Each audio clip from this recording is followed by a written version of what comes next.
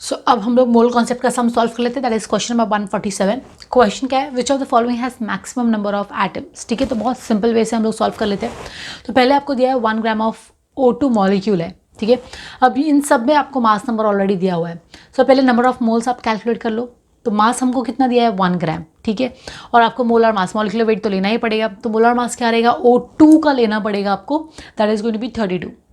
ठीक है, तो ये 1/32 आपका मोल्स है। ऐसे ही रख दो, कुछ आगे सॉल्व करने की ज़रूरत नहीं है। नेक्स्ट, अगर आपको अब नंबर ऑफ मॉलिक्यूल्स कैलकुलेट करना है तो नंबर ऑफ मॉलिक्यूल्स क्या हो जाएगा, number of moles into Avogadro's number. तो ये आपको मिल गया। ठीक है, तो ये आपको मिल गया number of molecules of oxygen. और हमको क्या पूछा है, नंबर ऑफ एटम्स। तो ऑक्सीजन मॉलिक्यूल में एटम कितना है, 2। तो जो भी आपका आंसर आएगा यहाँ पे, उसको आप क्या कर दोगे, you will multiply it by 2। Okay, so now let's say अगर हमने इसको डिवाइड कर दिया तो ये क्या हो जाएगा 1/16। ठीक है, तो फिलहाल के लिए ऑप्शन 1 को हम कंसिडर करते हैं 1/16 इंटू एवोगाड्रोस नंबर। सिमिलरली आप बाकी सबके लिए सॉल्व कर लोगे। सो 1 ग्राम ऑफ Li आपको क्या मिल जाएगा, 1/7 इंटू एवोगाड्रोस नंबर। ठीक है, 1 ग्राम ऑफ सिल्वर। ठीक है, ये सब ऑलरेडी एटॉमिक फॉर्म में है, इसीलिए आपको आगे किसी नंबर से मल्टीप्लाई करने की ज़रूरत नहीं है। राइट, सो अब ये केस में आपको क्या मिल जाएगा, 1/108 इंटू एवोगाड्रोस नंबर।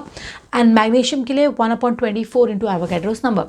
अब आपको पता है कि आप जितने बड़े नंबर से डिवाइड करोगे, ठीक है, उतना आपका जो नंबर है वो क्या आ जाएगा, छोटा आ जाएगा। येस और no, fine. Number of atoms आपका उतना क्या हो जाएगा, कम हो जाएगा। तो ये 1/16, 1/7, 1/108 और 1/24, इनमें आपका सबसे बड़ा नंबर कौन सा आएगा, जिसका डिनोमिनेटर सबसे छोटा होगा। तो डिनोमिनेटर सबसे छोटा किसका है, Li का।